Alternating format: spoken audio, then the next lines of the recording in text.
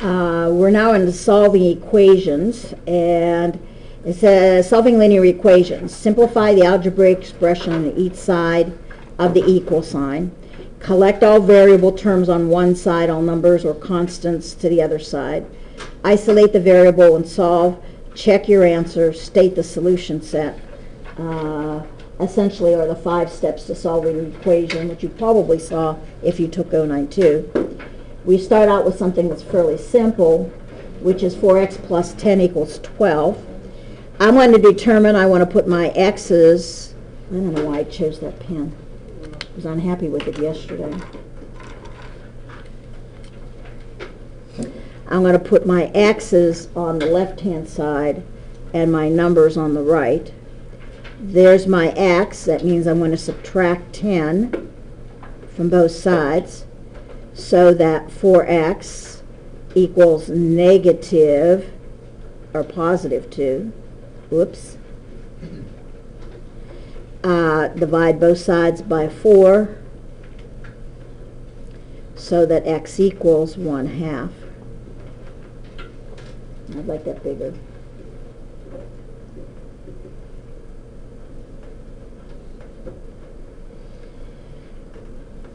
Here I need to clear parentheses first using a distributive property. So this says that 10x subtract 15 plus 3, and I stop before the plus 3 because that's where the parentheses stop. So the 3 is not impacted by that 5. The only thing impacted by that 5 is what's in the parentheses. Equals 5x plus 7. Combine like terms on the left. I get 10x subtract 12 equals 5x plus 7. Determine where I want my x's. Well, I'm going to put my x's on the left and my numbers on the right.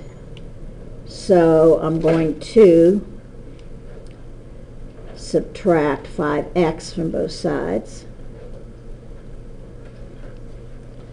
so that 5x minus 12 equals 7.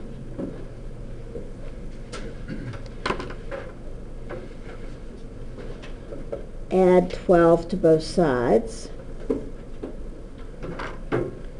so that 5x equals 19.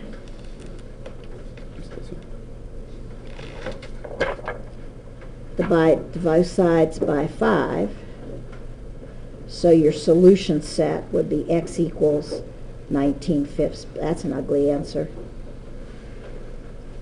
But that's this book. This book can have some really ugly answers. That's this book.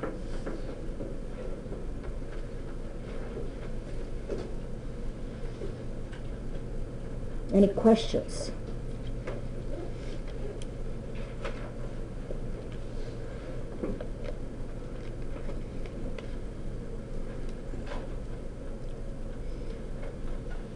Now with this guy, and he really is ugly, you can do a couple of things. I noticed this. There's a 24 and an 8. So that if I multiply through by 3/4, 4 divides 24 evenly, 4 divides 8 evenly. So that would be a nice thing to do. Same thing here. If I multiply through by 2/3, well, 3 divides 6 evenly, 3 divides 9 evenly. So that would be a way to go with this one to make it fairly simple, much easier. So I'm going to use a distributive property, and this would be then 3/4 times 24 subtract 3/4 times 8z minus 16 times, what did I forget to do? No, do I need to multiply that times 3/4? No. And see, I almost got caught in that because 4 divide 16 evenly? Yeah, so I'm all hopped up on this thing. Reminding myself that it stops right there, so I don't need that anymore.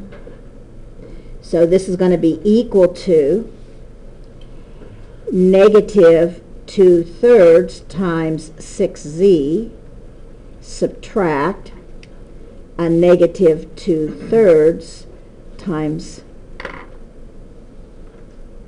9.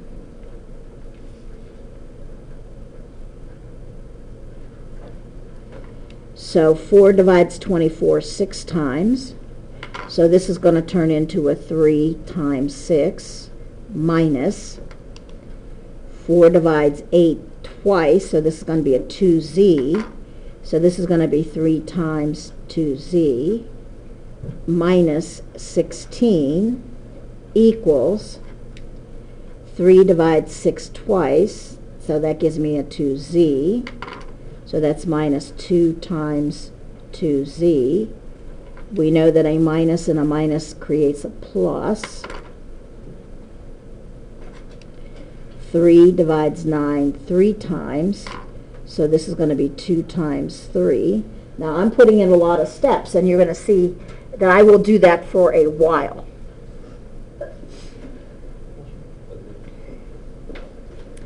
This then, 3 times 6 is 18. Subtract 6z minus 16 equals minus 4z plus 6. Now I've got something that's much more manageable.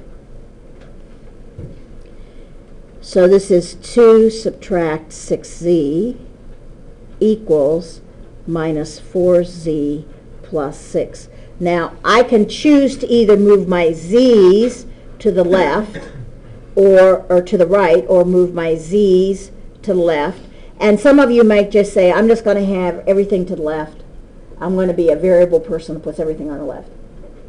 That's fine. But just keep track of your signs when you do.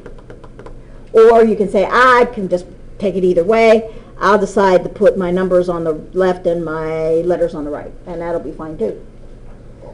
But I'm going to be a left-hand side person, so I'm going to put my z's on the left, numbers on the right. That means I'm going to need to subtract 2 from both sides. So negative 6z equals negative 4z plus 4. Now add 4z to both sides.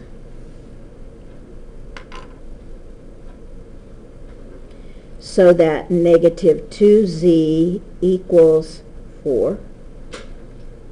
And see, I have to be careful because now I'm going to be dividing by a negative number. Had I moved everything to the variables to the right, I would have been dividing by a positive 2 instead of a negative 2.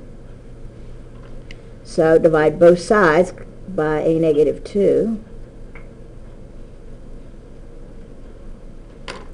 And you're going to get that z is negative 2.